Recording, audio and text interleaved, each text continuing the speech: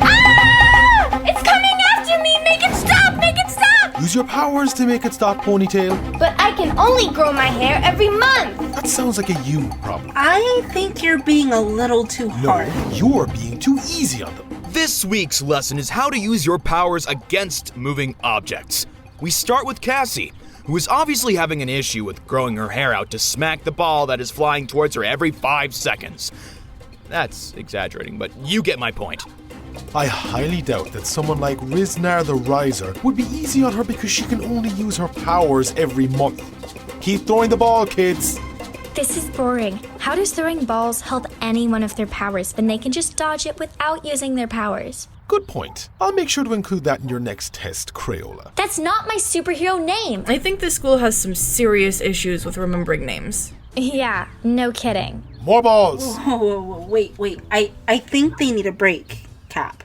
I don't. Can it be my turn? Captain Whirlwind rubs his neck, where the plunger had grasped him last week while demonstrating his telepathic powers. I think we've learned a lot about your powers. Well, enough, kid. Besides, it's still Cassie's turn. Now, Ponytail, if you could choose between Ashlyn or Justice, who would you save if you could? Well, it depends on who's in danger in the next 4 weeks.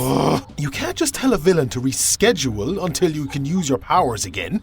Life doesn't work like that. Imagine this. Dr. Poison is holding both Ashlyn and Justice hostage. If your powers worked at any given time, who would you save? Wait, why would he hold his own daughter hostage? Because he's a villain. Father or not. If anything, he'd use me as his apprentice. And he has her muffled because she talks too much. Yeah, he does that some. Oh, okay. Okay, you want me to stop talking? Okay, gotcha. So, who do you choose? The daughter of the villain who technically isn't kidnapped?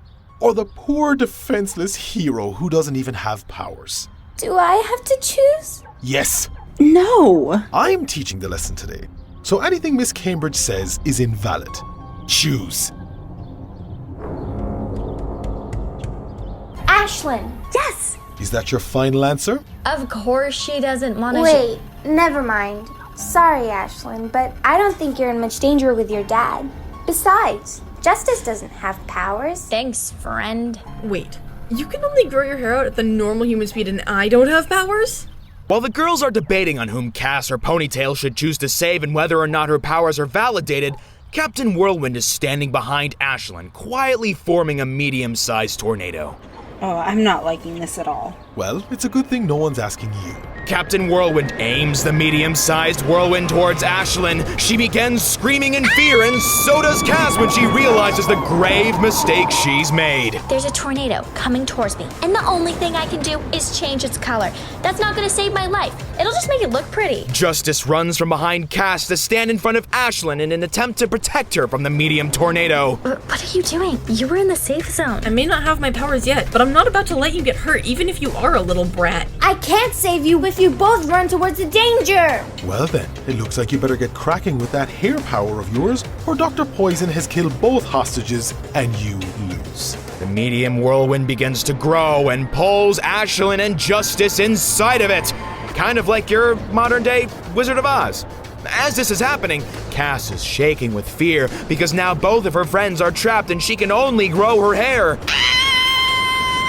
As Cass screams, her hair breaks free from its ponytail, pun intended, and stretches out towards the growing tornado. It wraps around Ashlyn and Justice, pulling them out to safety.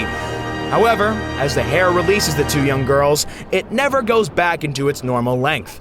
The growing tornado begins to die down. Oh my god!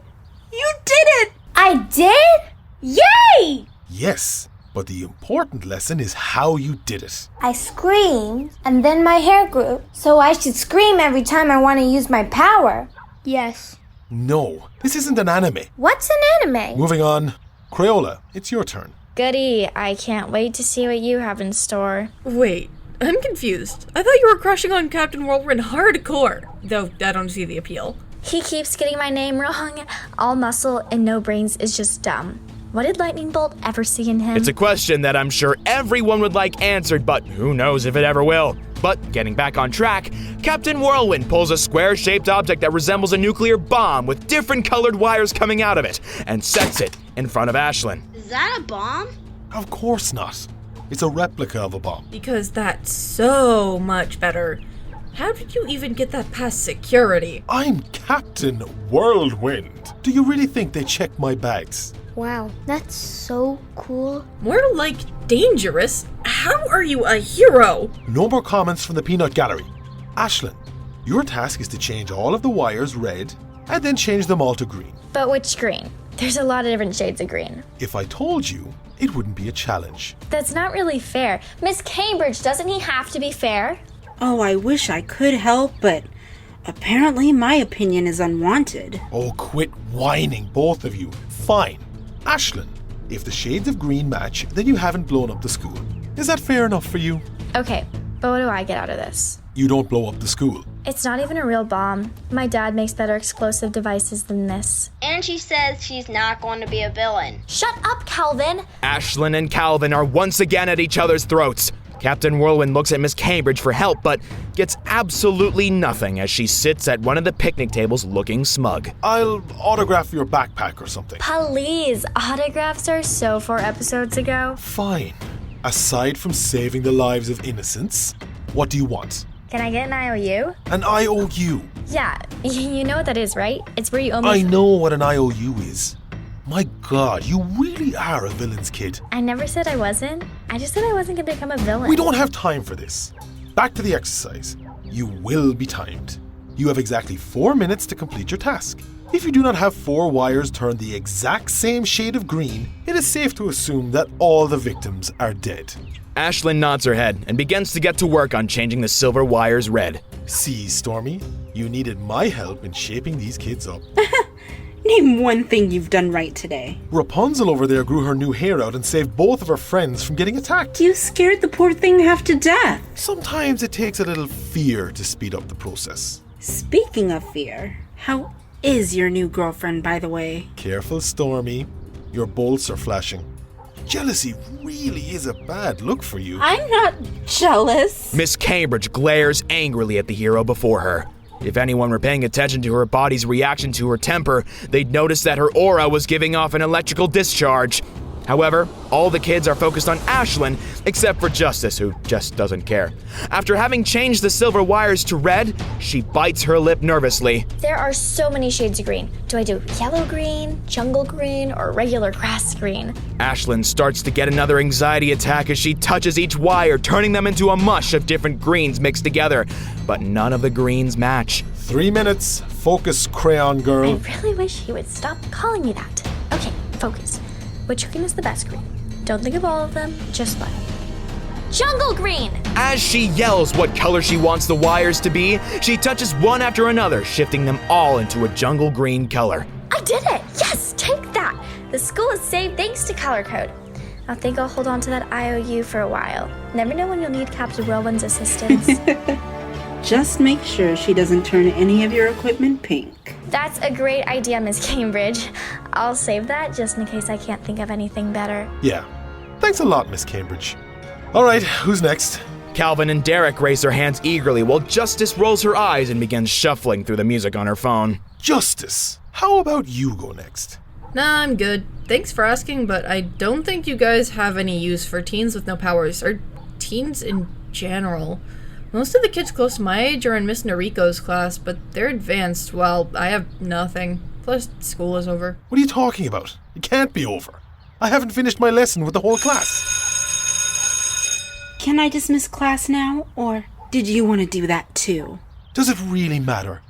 They're all leaving their seats anyway. Captain Whirlwind waits for the crowd of children to disperse and go home. He makes his way towards Dean Steelfire's office, only to be stopped by Red Thorn and Miss Noriko. Captain Whirlwind? Trevor, I didn't expect to see you working here. Last time I checked, you were my substitute teacher. What are you up to? I don't know what you're talking about, Noriko. I wasn't being paid enough. It's simple as that. But aren't active heroes paid quite handsomely? As far as I know, there's nothing for me to do. Are you two done with your interrogation? Don't play stupid with me, Captain. You know what my plans are, and even agreed with them just so you wouldn't have to share the limelight with Lightning Bolt. If I find out that you're double-crossing me... Just as the conversation heats up between enemies yet lovers, which is an odd combination if you ask me, Dean Steelfire opens his office door. Captain Whirlwind, thank you for taking the time to meet with me. Oh, hello, Noriko. If you don't mind, I need to borrow the captain for a bit. Of course. Trevor, I'll see you tonight. Derek, let's go. Captain Whirlwind's eyes widen as he spots Derek, who was hiding under the bench in front of Dean's office with his handheld video game. Did he hear the discussion? Derek stares him down for a minute before following after Black Panther. Captain Whirlwind clears his throat and then steps inside the office. The Dean closes the door. So, what have you found out? So far, the Advanced Hero class surpasses the Sidekick class. But she's training them in more of the villain class of, well, villains. Interesting. It's a shame that Stormy has to be kept in the dark about this. I felt really bad about the way I treated her the last time we met in my office.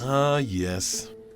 It's a shame, but I fear if she knew we wouldn't be as successful as we have been. Are you certain? We may need to call Lightning Bolt for backup. No! I mean, it's not necessary. Not yet. When she's needed, she will be the first person I contact. I assure you.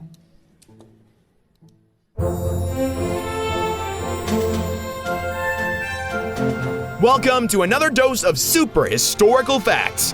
While we didn't hear much from the advanced class in this episode, let's continue with some facts about them. Maddie Solange is... God, what's her superhero alias again? Oh, here it is. Jaguar. She is super fast and has a fast metabolism. People say she will be the next speedster. She was raised by hero parents Captain Mighty and Cheetah Girl. While she may not be part of the richest hero family, she is still very snobbish. She's from the hills. Not many of us were terribly surprised. Well, that's all for now. Stay tuned for the next episode and have a super... Oh, wait, we changed it? We changed it this time? So it's not lame? All right, good, cool. I'm still getting paid for this, right? Cool. All right, thank you for listening, and see you in the next episode.